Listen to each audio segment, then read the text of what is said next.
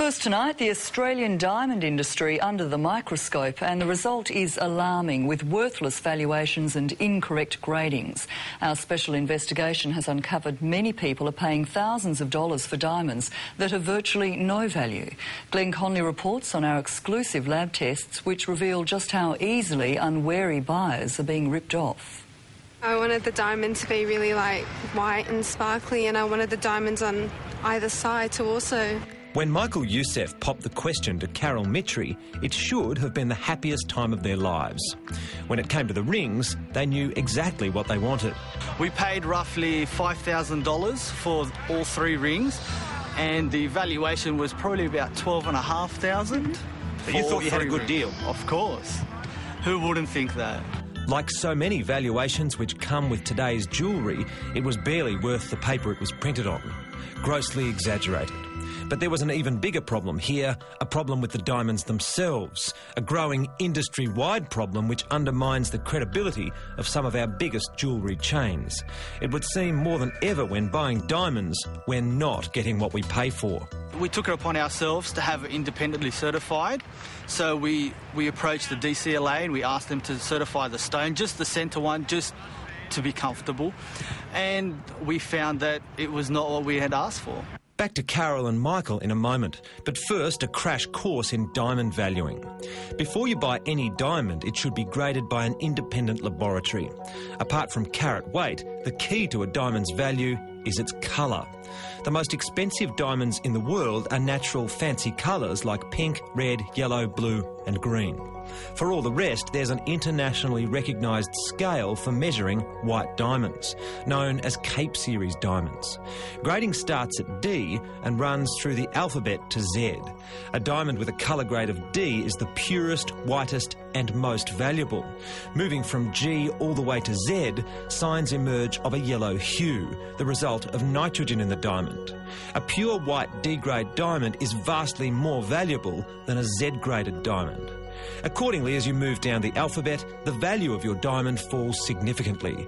Grey and brown diamonds are the least valuable of all, not even on the Cape Series scale. Well, I wanted the centre stone to be a 70-pointer, which is just under a carat, and to be a G colour.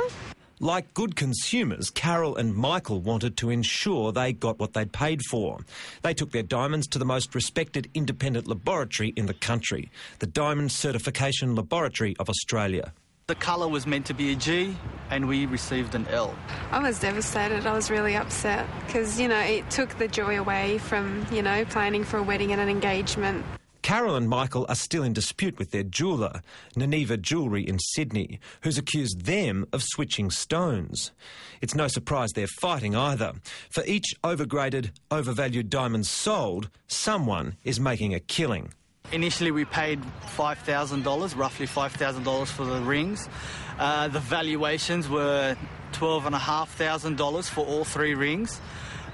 What they're worth, probably at most $1,600 for all three rings. That's correct, $1,600.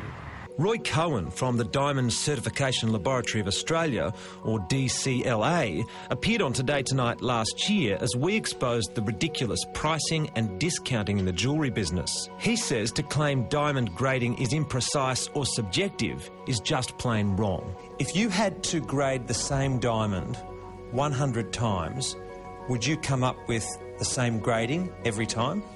Pretty much. The only time it could possibly be different is if it was a really borderline stone, and then you'd probably get 98 out of the 100 times the same grade anyway.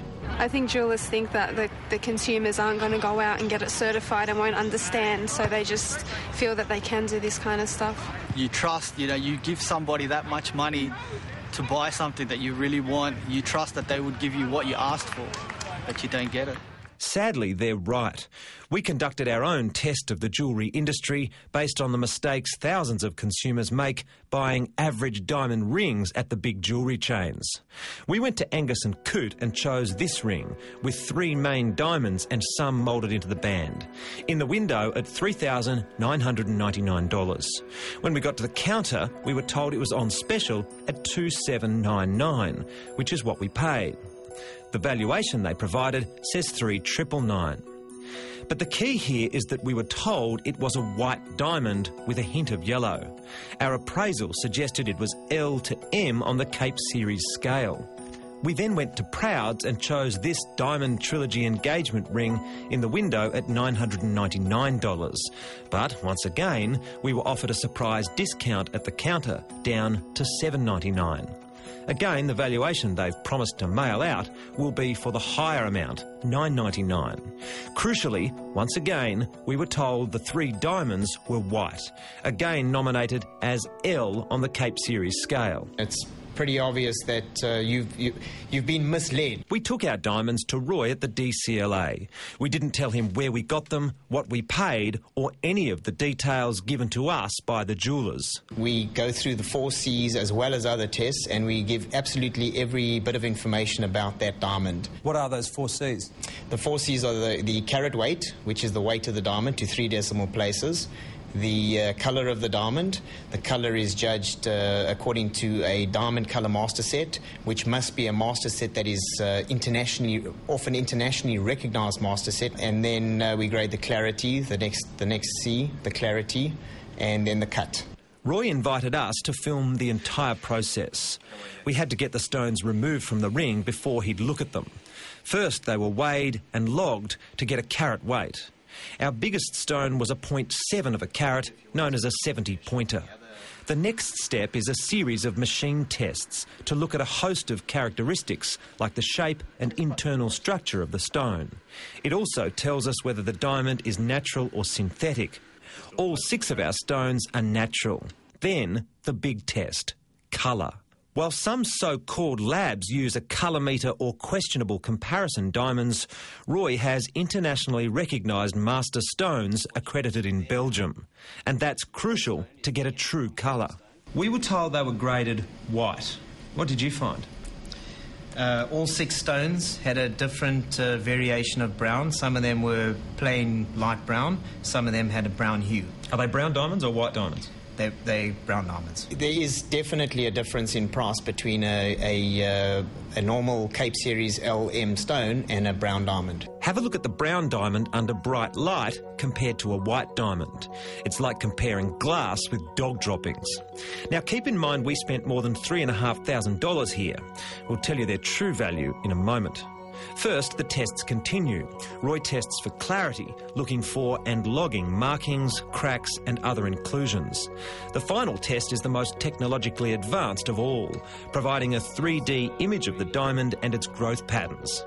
The series of tests is completed on all 6 diamonds, then repeated a second and third time by 2 more independent graders.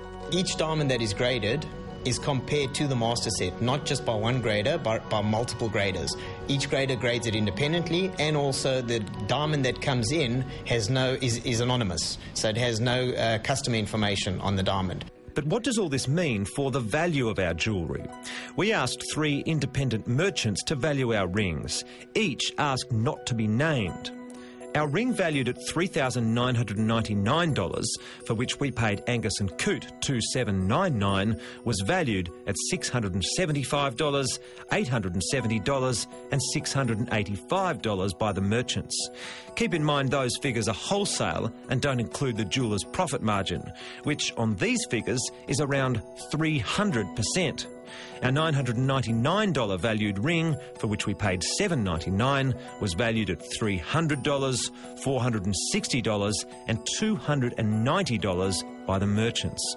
Well, the wedding is going to be in mid-July, and the problem we have now is that by the time this whole thing is settled, it will probably be after the wedding, so we don't have rings as of yet. Is there any way you would put that on your finger between now and the wedding? No, I wouldn't want it. So how do you protect yourself? Roy suggests 3 basic steps. The first is to look through the phony discounts at the big jewellery chains.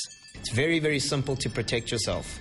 Extremely simple. Firstly, don't be sucked in by all these 50% and 60% off discounts. It doesn't exist. There's no such thing as cheap diamonds. The only thing that looking for a discount will lead you to is to an inferior quality diamond. Step 2 is insist on the right paperwork and certificates. Make sure that you get a grading report, a proper diamond grading report, a proper certificate, and not not just a certificate that is